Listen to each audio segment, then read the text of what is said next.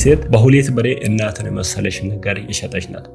ዘመናችን ይህን ይመስላል። በዚህ ዘመን ብዙ ነገሮች እኛን ለብዙ ነገር የሚያጋልጡንና የሚጋብዙን ነገሮች ናቸው።